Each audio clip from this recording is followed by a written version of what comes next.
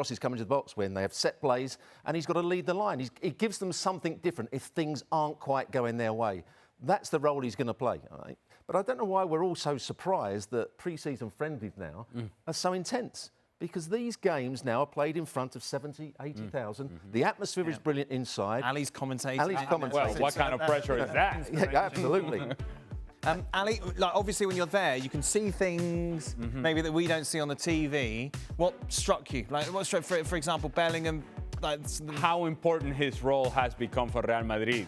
And he's only been with Real Madrid for a few weeks. And how critical is his role? If indeed they're going to play with two strikers, what ends up happening is that Vini has a natural tendency to drop off or to go towards the left-hand side, to kind of drift into wider areas. Rodrigo floats a little bit more, but that opens up a real gap through the middle. And who's going to cover that gap? It has to be Bellingham. And his runs from deep are the ones that become really dangerous for Real Madrid. We saw it in the goal that he scored against Manchester United. And when we think of options inside the 18-yard box for Real Madrid, it is Jude Bellingham. It's not Vini Jr., it's not Rodrigo, it's Bellingham that is making those runs, trying to get on the end of crosses.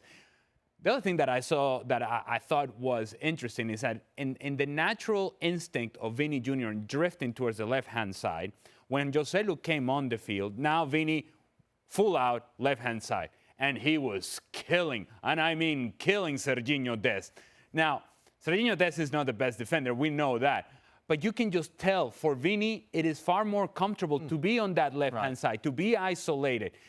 So if you are Real Madrid and you're evaluating what your team is, when is your team at their best, you need that center striker. And he makes it so much, I think, so evident for you to say, yeah, Joselu is not our answer, but we need to find an answer. Because the best of Vini Jr. is not drifting front in the center or floating in underneath spaces. It's out wide in 1v1 if they got Mbappe, would that change the role for Bellingham? Because now there wouldn't be the spaces for Bellingham to run into. So they might have to change their midfield. And one of the big midfield players might then have to go out of the team. So at the moment, while they're playing with those two up front, Bellingham can keep making those runs. If Mbappe plays through the middle, which he didn't like doing at PSG. Is he coming? Do you know? But if he does, then it might be more difficult for Bellingham to make those runs. The decisions that Ancelotti has to make in that midfield as well. He's leaning very heavily on that midfield and playing with the diamond formation. But you look at the names not only that are on the field starting, but the names that are sitting on the bench. Man, there's a lot of quality. Yeah. Who gets to play? Who gets an opportunity with consistency? You have to be at your very best for Real Madrid right now to be in that starting 11 in the midfield. Frank?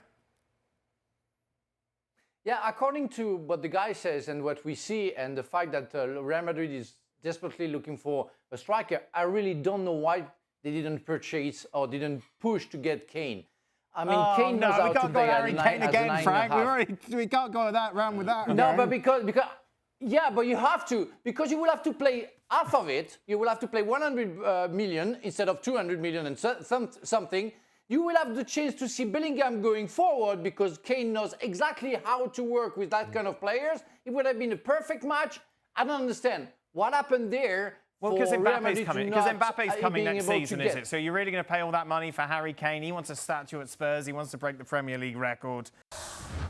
Well, thank you very much for watching ESPN on YouTube. For more sports highlights and analysis, be sure to download the ESPN app. And for live streaming, premium content, and let's not forget as well, ESPN FC 7 days a week. Subscribe to ESPN+.